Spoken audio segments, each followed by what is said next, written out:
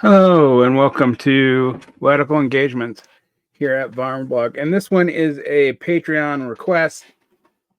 We're covering a piece by the German theorist Robert Kurz, The Ontological Break Before the Beginning of a Different World History from 2005. Robert Kurz is a key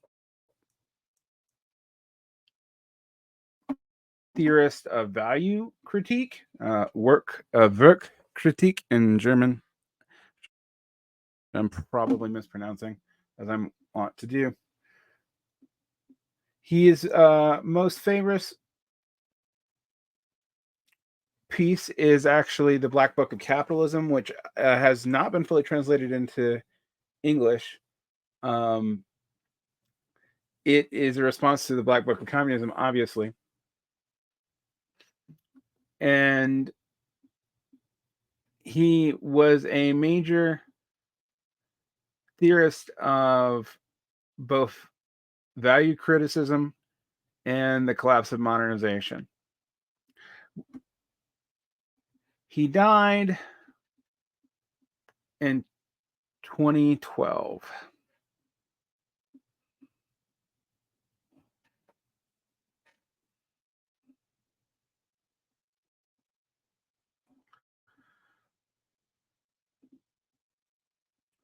Again, as per normal, I'm going to make this bigger so it's easier to read.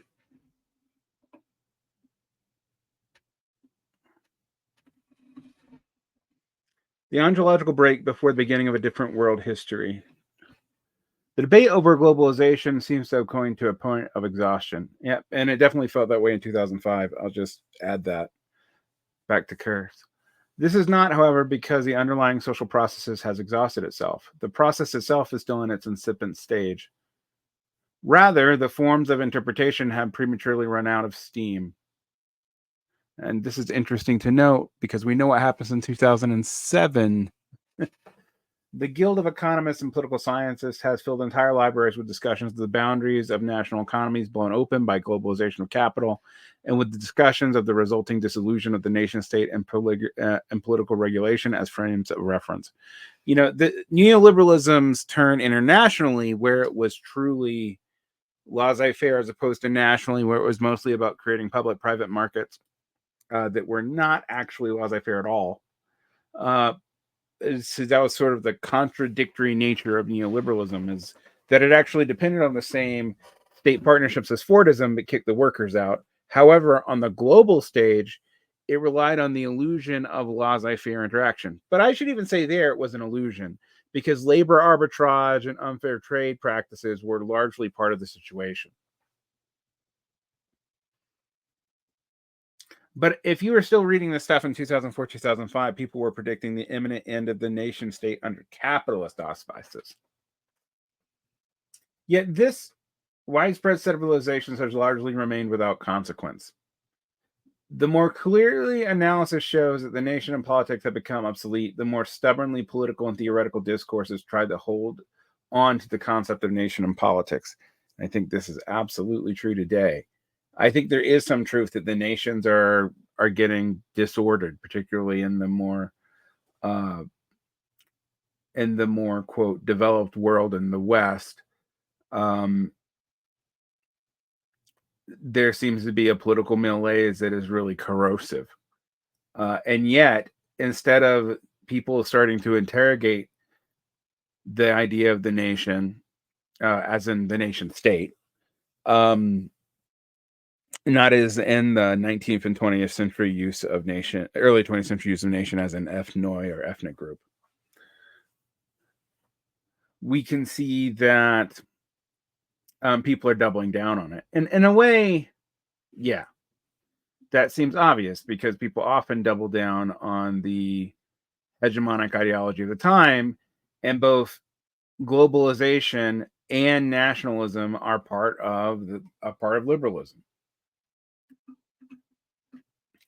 The nation deals with the conflicts between domestic capitalists, but nation states can compete with each other and trade with each other for advantage.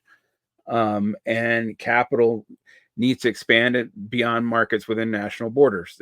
It really can't really subsist without doing that to some degree, at least large capital. Anyway, back to the text.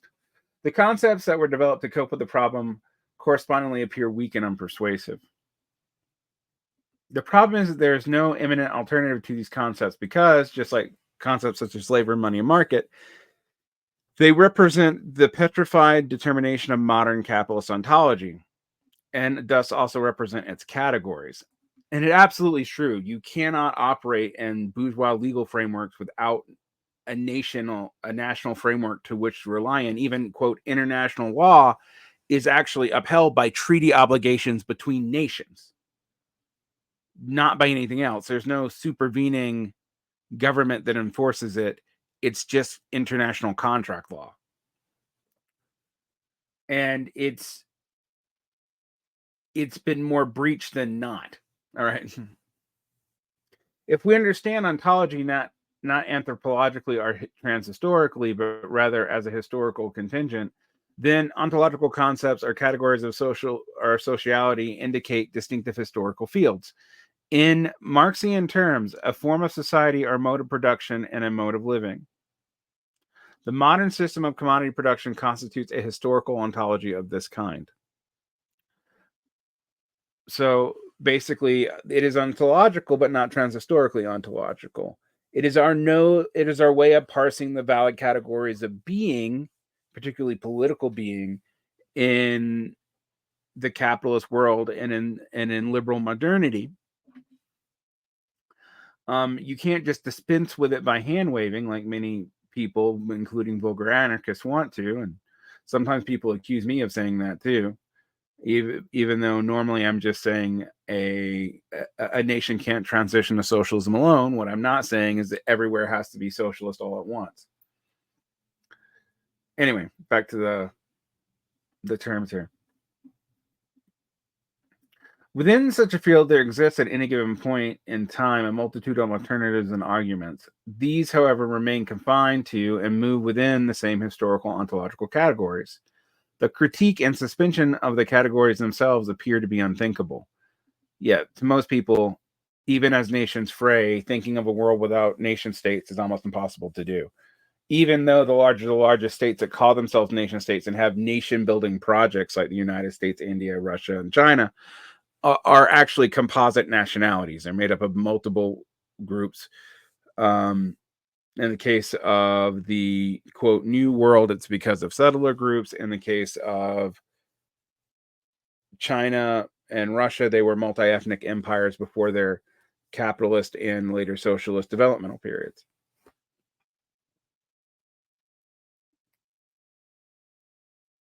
Thus, it is possible to critique a certain politics in order to replace it with another. But within modern ontology, it is impossible to critique politics itself and replace it with another mode of social regulation.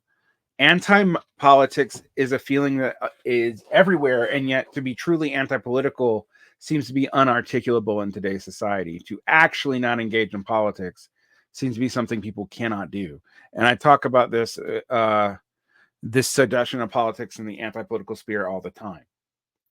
For this, we like the appropriate form of thought, and therefore all concepts as well. You can't have an ontology before you start to bend it. This is the problem with social generalization flipped on its head. I've talked about this, or will talk about this, depending on when this is released. That if you can fully conceptualize a social development or an advance in conceptual technology by explaining it before it happens, you've actually already made it happen. So you cannot pre-explain something that is going to be invented because it hasn't been invented yet. You might be able to get to things that would lead to the concept of something like that being invented, but even that's well on the way to that invention.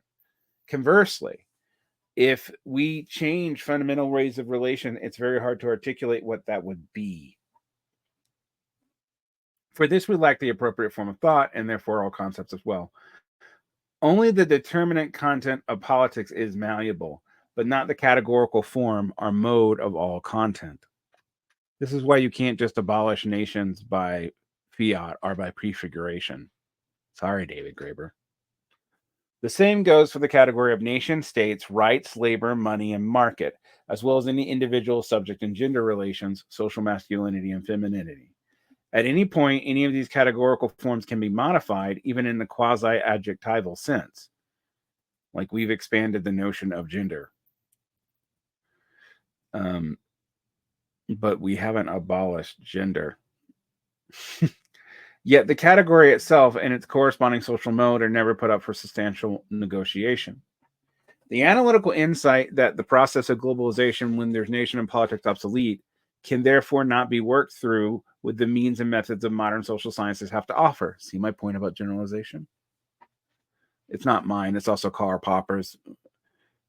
Unpeace be upon his anti-communist soul and Lester McIntyre's, but nonetheless, it's pretty obvious when you think about it.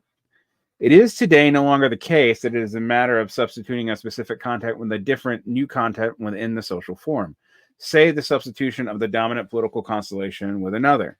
Such strategies would, for example, propose that the world power United States be replaced by a new Eurasian power bloc, or the neoliberal political economy could be surpassed by a return to Keynesian paradigms. Things that we still hear today, by the way.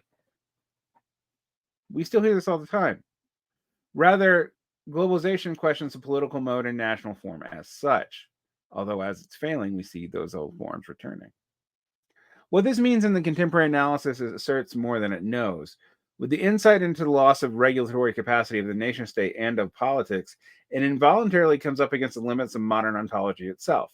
But when one category fails, all others must fall like dominoes. For the historical formation of the modern system of commodity production can only exist as a totality, in which one basic condition presupposes another, and the different categories determine each other. It is therefore not the case that the loss of political authority would not affect the economy or even allow it to run free. On the contrary, the political constitutes the mode of regulation of the modern system of commodity production, which cannot function economically without such regulation.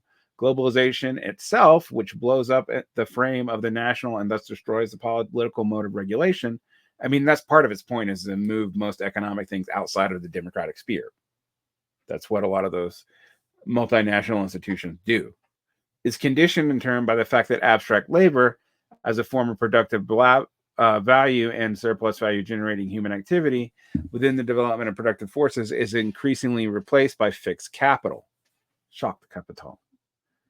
The resulting depreciation of value pushes management towards the transnational rationalization of the business economy. And this is, one of the many rational cores of PMC theory. That PMC theory really doesn't grok. In the same way that scientific objective capital substitutes for labor and capital is desubstantialized and the valorization of value reaches its historical limits, the depreciation of nation and politics is nothing more than a product of this process. AKA financialization is actually a threat to national regulations because it is almost inherently transnational. Yet, once the category structure of the form of production, reproduction, regulation has been diluted, forms of individuality of the subject and its androcentric determination of gender also become obsolete. I mean, that was prefigurating something that we see today. What seems at first to be a particular crisis of the political and its national limits is in reality a crisis of modern ontology. Such categorical crisis demands a response in response to categorical critique, or a doubling down is what most people are doing, both left and right. Yet, such a project currently lacks both the appropriate forms of imagination and adequate concepts. Until now, critique has been imminent to the dominant categories, relating only to the determinate content, and not to the ontological forms and modes of the modern system of commodity production. Hence the current paralysis of thought and praxis. The planetary administration of this ontological crisis cannot hold back the dissolution into barbarism of global society defined in capitalist terms. If you don't think we're seeing that now, 19 years later, oh boy. On the contrary, it becomes instead an integral part of the descent to barbarism, where we are today. What is required here is an ontological break, from which global discourse, however, still shies away, even the radical left. What dominates its place are regressive ideas that seek to reverse the movement of the wheel of history in order to avoid the utterly unthinkable ontological break. And if you don't see this in the nostalgia and ontology and the way communists talk, you're not looking. There is such a want to turn back to some period in history, whether it's the New Deal or 1917 or the early bourgeois revolutions, etc., etc., etc. Pick your poison, but it's always there. And Marx noted this in the way that all the revolutions play active things from history. Basically, as I've said in other places, everything's LARPing until it isn't. While the hardliners of the crisis administration want to separate the majority of humanity from their own conditions of existence, most self-styled critics of globalization seek to escape to the past from the very old object of their critique. They fall back on hopeless reactionary paradigms of nation, politics, and Keynesian revelation. Cough, cough, cough, if we don't see that. And we saw it also in the way like Naomi Klein ended up. Or the journey even further back into the ideas of romanticized agrarian societies. I mean, 2005 was a high point of primitivism, but we still see it. An integral part of this regressive tendency is the religious madness that rages in all cultural spheres and exceeds all comparable manifestations and breaks in the history of modernization. I mean, interesting about our religious madness, and I've noticed this before, is belief in miracles is like 61% of the U.S. population, regardless of their education level now. And it used to be high amongst the uneducated and low amongst the educated, but now it's equal out. But religious belief in formal religious and religious institutions has declined, meaning that the old idea that secularity equals rationalization is just wrong. It's broken now. Those two things no longer move in concert. So we are still in places of madness, even if objective religious institutions, the rationality of religion, so to speak, is dying. In order to be able to think clearly and question modern ontology as such, it would be necessary to understand this ontology as historically determined.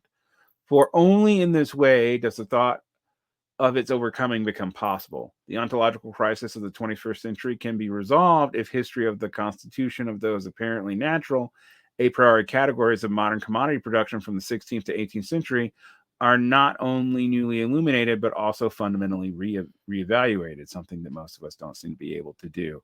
When I point out the problems with methodological nationalism, people get real mad. And not just people who you think, like MAGA communists or whatever. It's general social democrats, some of which who even want open borders. You start asking them to question their national methodologies and they get uncomfortable. This task, however, is blocked by an ideological apparatus, which is constituted of modernity as the category of totality of a social reproduction. The foundation of this is ideational, and in the ontological affirmative character, already ideological apparatus is constituted by Enlightenment philosophy. All modern theories are equally derived from this root, liberalism just as Marxism, as well as the bourgeois reactionary movements of the counter-Enlightenment and anti-modernity.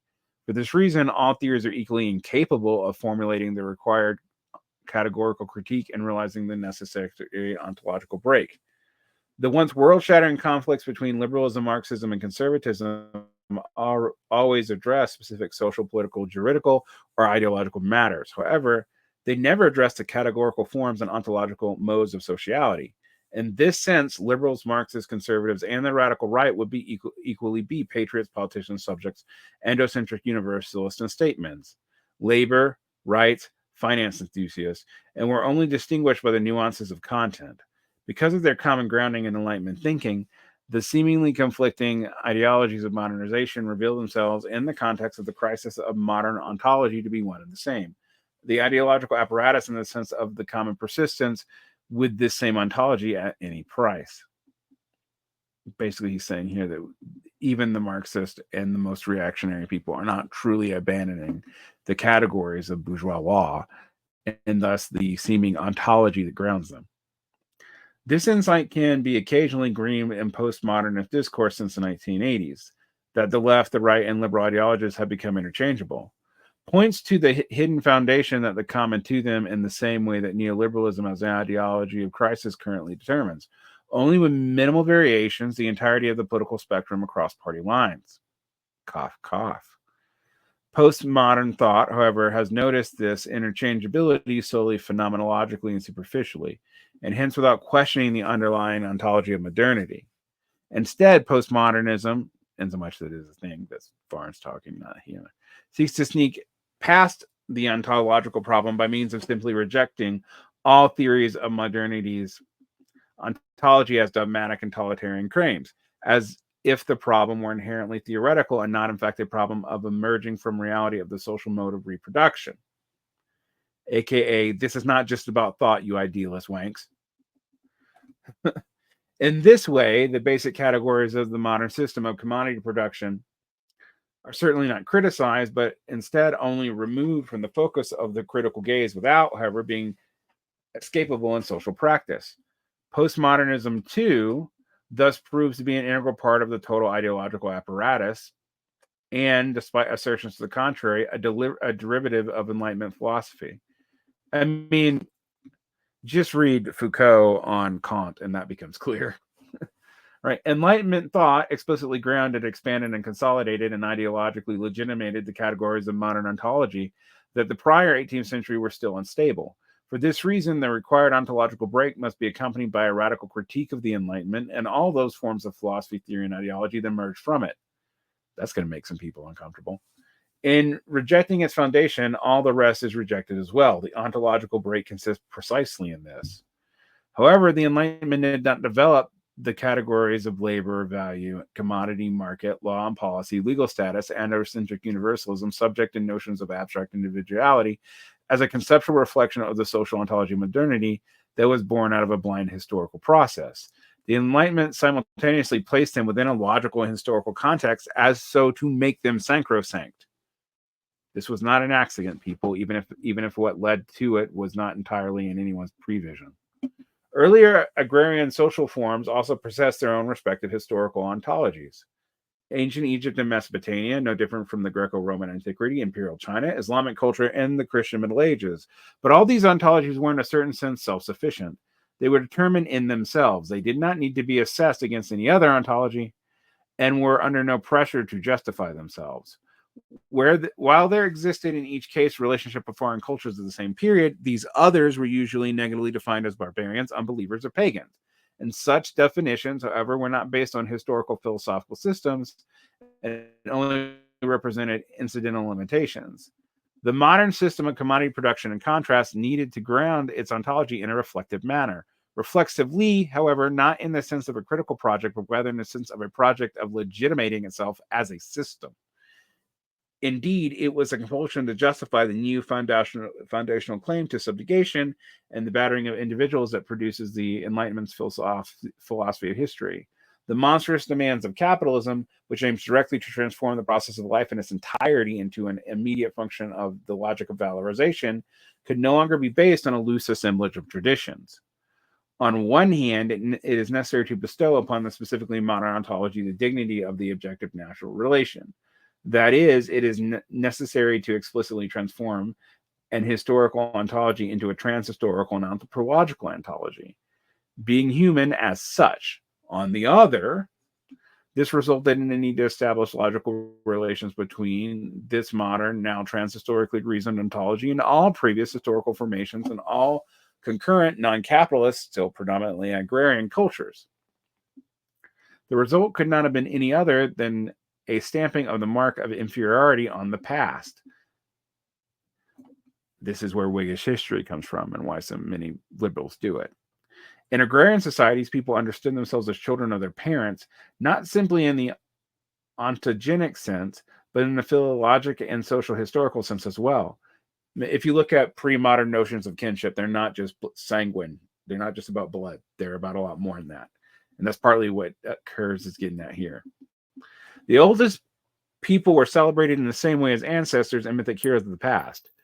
The golden age was located in the beginning, not in the future, and the unsurpassable ideal was the mythical first time and not the end result of the process of exerting effort. Enlightenment philosophy of history did not reflect on this worldview in a critical way. Rather, it turned it on its head. Ancestors and primitive men were regarded as unemancipated children in an historical phylogenetic sense only reached adulthood in the modern ontology. All previous historical periods that appeared first as eras of humanity. Think about Steven Pinker from right after this was written, actually.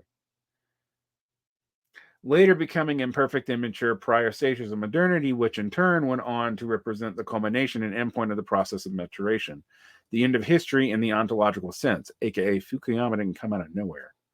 History was then, for the first time, systemically defined as development from simpler or ontological forms to higher and better ones. This is as the progress went from the primitive to the actual state of being human in the context of commodity-producing modernity. On one hand, the specifically historical ontological categories of modernity were established transhistorically, as if they'd always been there. See people trying to find capitalism like before ancient Rome. Even the concept ontology itself appeared to be synonymous with the anthropological, transhistorical, or ahistorical circumstances. See Heideggerian ontology. For this reason, it became impossible to seek other historical ontologies and to determine their own specificities. Instead, the Enlightenment projected its modern categories, which it constituted and legitimated, onto all of the past and the future. The only remaining questions all followed from the same principle. What were labor, the nation, the political value, the market, the money, the subject, and so on, like in ancient Egypt, among the Celts, and in medieval and in the Christian Middle Ages, or conversely, how will the same categories look in the future and how will they be modified? In adopting this ontologicalization of modern categories, Marxism too was merely able to formulate its socialist alternative in the adjectival sense, or simply another thematic accentuation or regulation with the same social and historical form. You see this in the struggle around trying to figure out what Marxists meant and the national question, whether or not you abandon the nation state or not, what internationalism really is. Anyway, back to this. On the other hand, from the perspective of such a projection, past societies inevitably appear as categorically imperfect.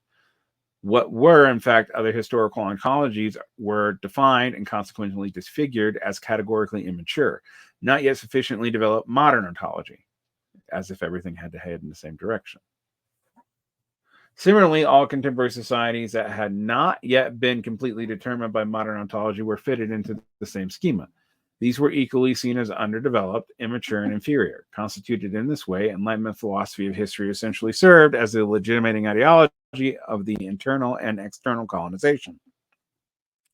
In the name of that philosophy of history and its schemata, the submission of society to the system of valuation of value, as well as its associated abstract labor with intolerable and disciplinary demands, can be propagated as historically necessary and as part of change for the better. The concept of barbarism, borrowed from agrarian civilization, emerged as a pejorative definition of previous or contemporary non-capitalist humanity.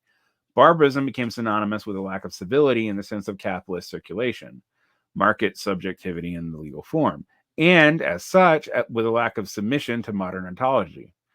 We still have no other concept at our disposition to characterize the destructive, violent, and destabilizing tendencies that threaten the social context. Already, Marx used the concept of barbarism critically by relating it to the history of the formation of the system of commodity production in reference to both, quote, primitive accumulation, asterisk so-called, and the history of the disintegration of modernity and the crises of capital.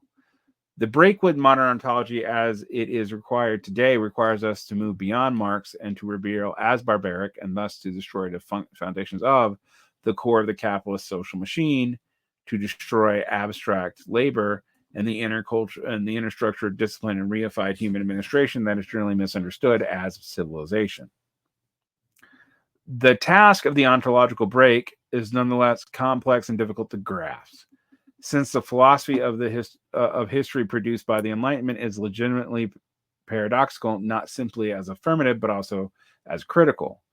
The ideological apparatus established by the Enlightenment blocks the necessary ontological break precisely because it has been able to move within the paradox for a long time. Liberal bourgeois criticism always focused solely on the social conditions that prevented the imposition of modern ontology, both in the sense of the internal and external colonization. This was a question of the remnants left behind by agrarian formations, aka underdeveloped places. Among these remnants were not only previous relations of domination in the form of personal dependencies, but also certain conditions of life that detracted from the modern demands of abstract labor. In this way, the majority of religious holidays of agrarian societies were abolished to clear the path for the transformation of the temporality of life into the functional temporality of the valorization of capital. The Enlightenment criticized older forms of personal dependency solely to legitimate the new forms of reified dependency of abstract labor, market, and the state. The criticism contained repressive aspects because it was linked to the propaganda of abstract diligence, discipline, and submission to the new demands of capitalism, along with destroying, together with the old forms of domination, universal human achievement of agrarian relations. In fact, an older element was not only replaced by the new, and in many ways, even worse element. This was nonetheless possible for liberal ideology of the Enlightenment to champion still emergent modern relations as liberation from the feudal burden and to replace itself as shedding light on the dark superstitions of the Middle Ages. Feudal violence was condemned, while abstract labor of modernity was tortured into people with unprecedented violence as expressed by Marx.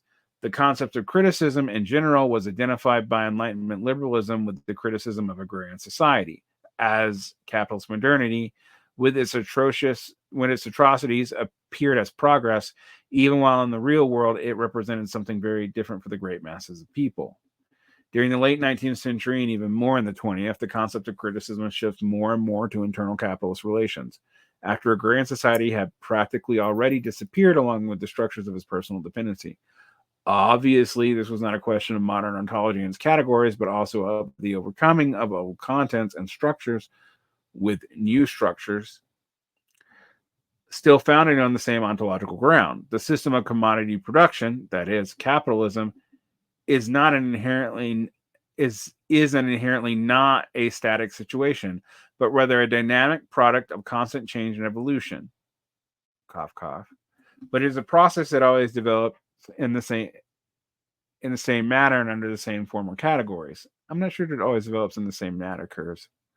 It is a constant struggle between the new and the old, but it is at all times the only struggle between the capitalist new and the capitalist old. This is true. This is why progressives and conservatives are both still liberals in the main. For the liberal understanding of criticism, the capitalist old has taken the place of the ontological old, that is, of the no longer existing feudal agrarian social relations. The ontological break between the proto-modern and the modern has been replaced by the permanent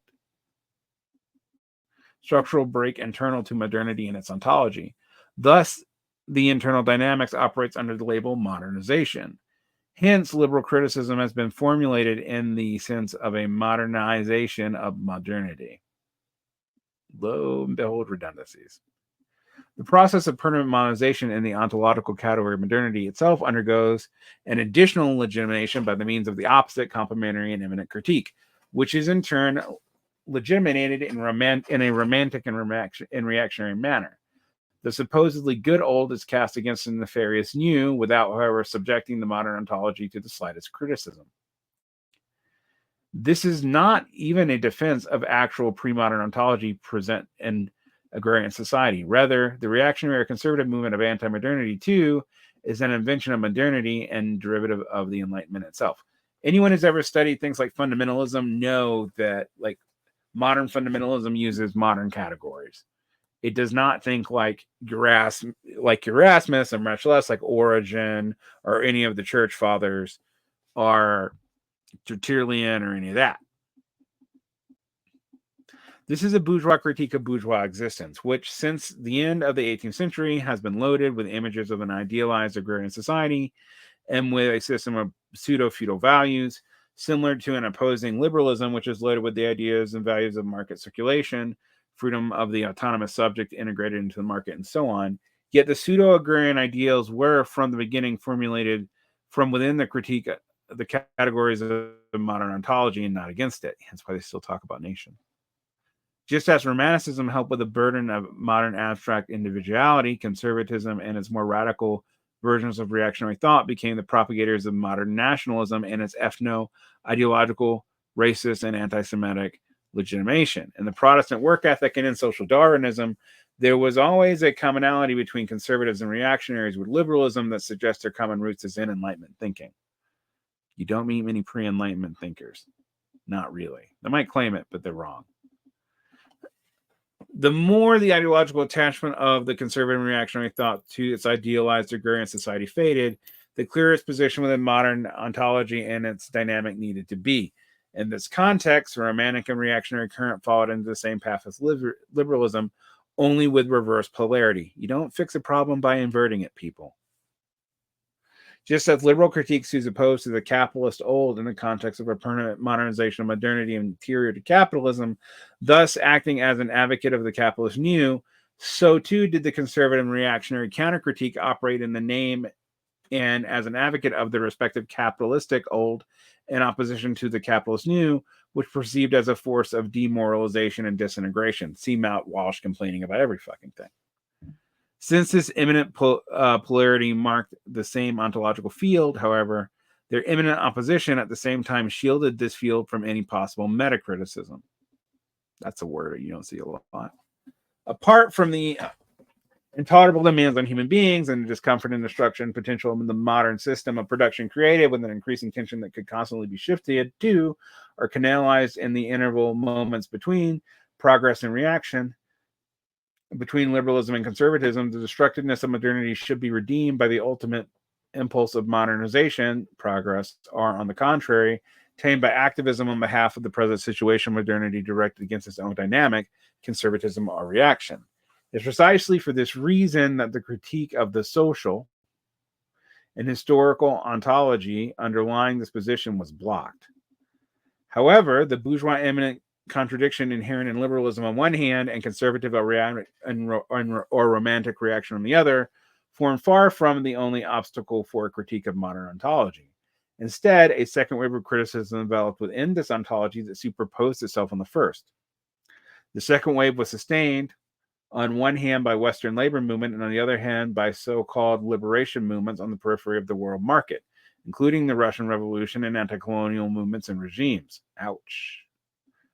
I don't know that I fully agree with that, but we'll get to that in a minute. In all of these historical movements, a foundational critique of capitalism, which was articulated in many ways by recourse to Marxist theory, was officially established. Nevertheless, the second wave was also fundamentally limited primarily to the modern ontology of the system of commodity production and thus to its categories.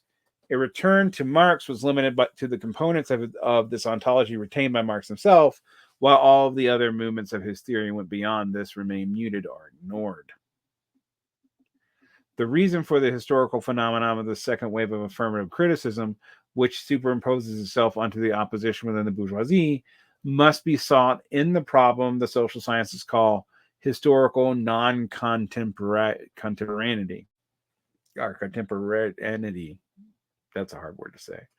Modern ontology did not structurally or geographically develop in uniformity, but in discontinuous spurts. Even ideology is divided and uneven, my friends.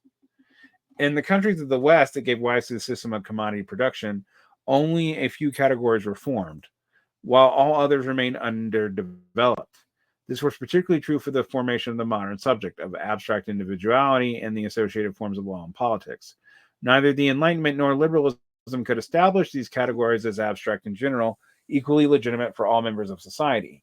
Universalism, formulated theoretically, fell apart as a consequence of its confrontation with social limits. See the Brumaire? This is Barn talking there. Enlightenment thinkers and liberals persisted in the understanding of the man as a modern social ontology solely as male, propertied citizen, while the masses of wage laborers, male and female, were on one hand subjugated to the discipline of abstract labor, yet remain on the other side of both the juridical and on the political level ontologically extraterritorialized. In order to complete its process of not of a subjective but reified form of dependence, modern ontology needed to generalize the form of relation. I don't love how much of this is stated as a hypostaticization. I don't think Kurz really means it that way, but it kind of feels dangerous to attribute these things to abstract forces like that. Only by means of political and juridical integration could the categorical subjugation of man be completed. From that constellation, the labor movement in the West assumed the specific function of a modernization of modernity that consisted in the struggle of wage laborers for the recognition as integrated subjects of law, politics, and participation in the state, universal suffrage, freedom of coalition or association, and assembly. But here the categorical critique was also blocked, and instead of the ontological break, the labor movement undertook the completion of modern ontology. It assumed, in part, the role of liberalism in the actual practical universalization of certain modern categories. Liberalism, in turn, proved to be incapable of such universalization, instead revealing itself as a conservative force in this respect. Consequently, the labor movement accused liberals of betraying their own ideals and itself adopted the principal idiomemes of the Enlightenment, including the Protestant work ethic.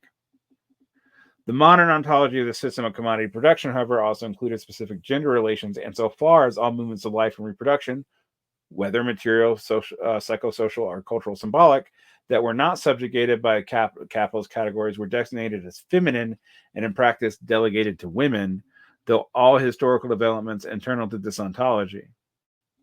The recognition of women, of female wage laborers, and in general of women in bourgeois society as subjects of law and of civil society and of political life, a recognition that was denied by the majority of Enlightenment philosophers, possessed only limited validity even after the second wave of value-immanent criticism. On one hand, they moved within the official spheres of society, but at the same time kept one foot outside because they continued to represent those dissociated moments that could not be systemically integrated. In this way, modern ontology is not a closed totality, but rather a broken and self-contradictory, mediated by what Wasritha Scholz calls specifically gendered relations of dissociation. As a result, relations of dissociation corresponding with modern ontology, the bourgeois recognition of women had remained correspondingly fragmented and incomplete. Girl power, but not too much. The abstract individual is, in reality and in its complete form, masculinized in such the same way that the abstract universalism for this reason always remained androcentric, even in language. The positive dialectic of bourgeois recognition was repeated on a larger scale on the periphery by movements for national independence and for free participation in the global market. In this case, the critique of capitalism referred to the structures of colonial and post-colonial domination in relation to the more advanced Western nations, but this is not to its basis as social categories. Here, too, it is a question of recognition perfectly situated in the modern ontology rather than its critique or overcoming. Thus, both the Russian and Chinese revolutions and subsequent liberation movements in the Southern Hemisphere assume the function within the modernization of modernity, namely the recuperative modernization of national of commodities and states in the periphery, getting people to be able to be full players in the global market, which is a lot of what these national liberation movements, particularly after the Sino-Soviet split, ended up doing. Consequently, this historical movement also had to be grounded in the idealized categories of modernity, aka nations, and in their legitimization carried out by the Enlightenment, and thus remained confined within the androcentric universalism. Maybe. I'm going to think about that. The asynchrony at the heart of modern ontology produced a gap in development, geographically and within society itself, which gave rise to both seemingly radical critique and the liberal critique of the Enlightenment, aka postmodernity or post-structuralism. The Western labor movement, the revolutions of the East, the national liberation movements in the Southern Hemisphere were merely different versions of a recuperative modernization in the context of that asymmetry. Merely different versions? I don't know. I'm not willing to go that far, Kurz. This attempted to get into the system of commodity production and not to get out of historical ontology. That option could be taken positively as progress and development, as long as the world system as a whole still afforded a space for a subsequent modernization of modernity. Such a space for development, however, no longer exists. In the Third Industrial Revolution, modern ontology as such reaches its historical limit. The very same categories within which the entire process of modernization took place are becoming obsolete, as is clearly illustrated on the level of labor as well as in the concepts of nation and politics. With that, the asynchrony internal to the system of commodity production also disappears. But this, of course, does not mean that all societies have reached the highest level of modern development, or that we have surpassed the situations of uneven development and reached a new situation of positive planetary contemporaneity. Rather, asynchronity, means out of time, by the way, asynchronous, ceased to exist because of the system of commodity production is experiencing a large-scale ontological crisis. And this is interesting to say because we're going to see the recession come 2 years after this. So Kurz is actually watching something kind of early. Whatever the level of development achieved by the particular societies, they all hit by this ontological or categorical crisis.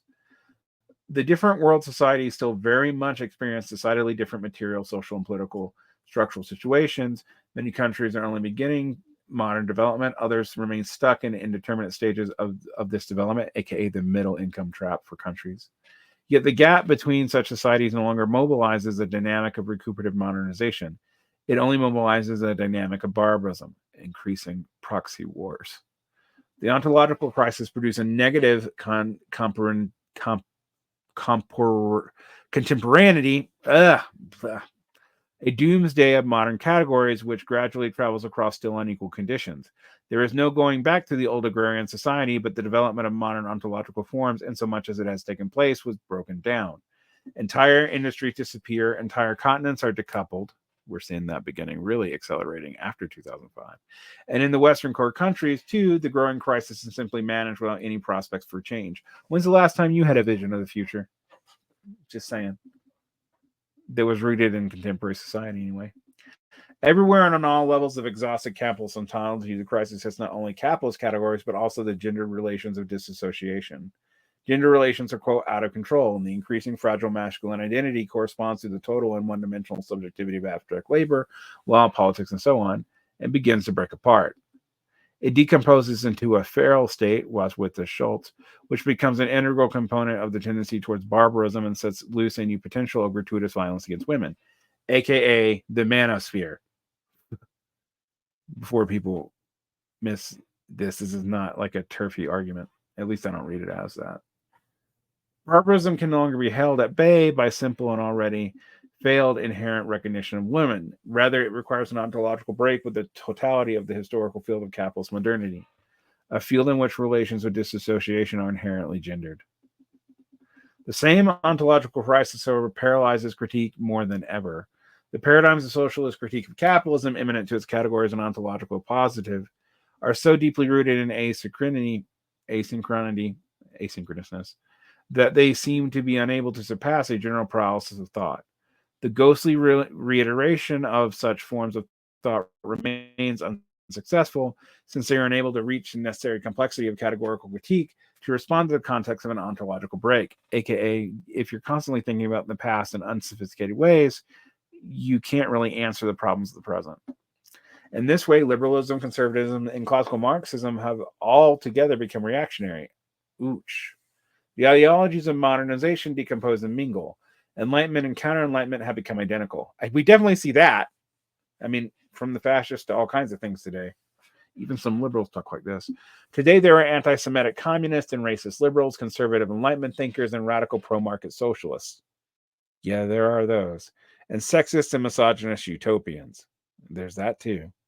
Recent social movements have all, until now, proven to be impotent in the face of the enormous problems of ontological teach and negative contemporaneity. Despite the enormous diversity of inherited conditions, these problems can be formulated and resolved only in common as those of a planetary society. You can't do it by yourself. And you can't do it only with the concepts of the old. Now, I think maybe this goes too far, and this paper is really abstract. I would love for it to have more specific examples and things to root its categories into. But I do think the idea that we see structural pressures on the nation, on gender, on all of these kinds of categories really beginning to crack them. And yet, at the very same time, people are doubling down on the most facile forms of them. And people are mixing ideologies that in the past were fundamentally opposed. That's real. That's very real. And Kurz is one of the few people who talk about it. And he saw it in 2005. And I would have thought this was crazy in 2005. but I'm not so sure today. Anyway, like and subscribe, hit the bell. I have a Patreon. You know the drill. Keep your peace.